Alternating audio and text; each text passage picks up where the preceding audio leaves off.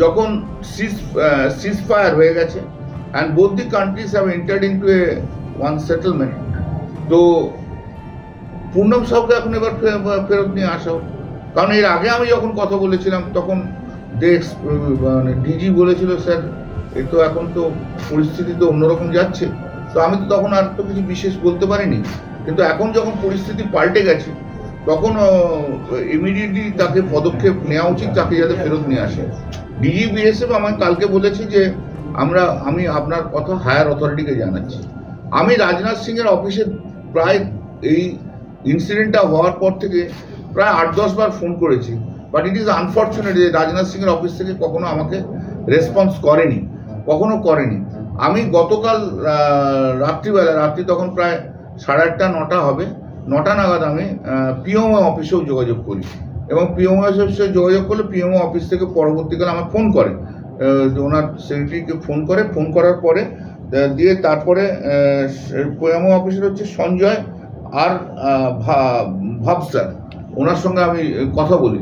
উনি বলেছেন আমাকে রাত্রিবেলাতে, তখন রাত্রি 9:30 হবে, যে উনি ব্যাপারটা প্রাইম মিনিস্টারকে জানাবেন। মানে আমার ঘরে এত লোক এসছে, মানে কি এমএলএ বা কল্যাণ স্যার, মানে ওনার জন্য সিএম কাছে 10 মিনিটের টাইম পাচ্ছি না, সেটাই বুঝতে পারছি না।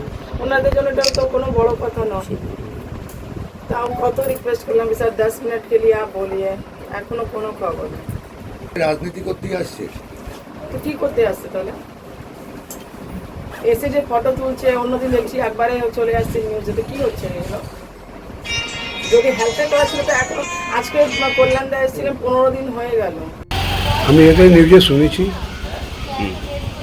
যে সিজ ফায়ারটা আটকে গেল, যুদ্ধ বন্ধ হয়ে গেল।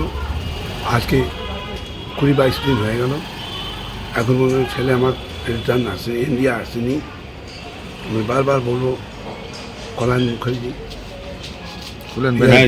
হ্যাঁ কল্যাণ ব্যানার্জি, তাকে এমপি আমাদের হুগলি ডিস্ট্রিক্টে, তার সম্মান দিয়ে বলবো কি একটু এদের চেষ্টা করুন। তারপরে দিদিকে একটু জানান যে দিদির সঙ্গে একটু আমাদের বসে একটা মিটিং করতাম 10 মিনিটের জন্য আমাদেরকে টাইম দিয়ে। আর আমি এটাও বলবো কি নরেন্দ্র মোদি या अमित शाह, राजनाथ सिंह रक्षा मंत्री, এদেরকে বারবার আপিল করব কি আমার ছেলেকে ইন্ডিয়া ফিরে নিয়ে আসতে। আজকে 20-22 দিন হয়ে গেল, এখন কিছু খবর পাইনি। আমি কালকে রাত্রিবেলা নিউজে দেখেছি কি সিজ ফায়ার বন্ধ হয়ে গেছে, তারপর যুদ্ধ থেমে গেল। এই জন্যে বিচার করুক, দেখুক, আমি এটাই বলবো।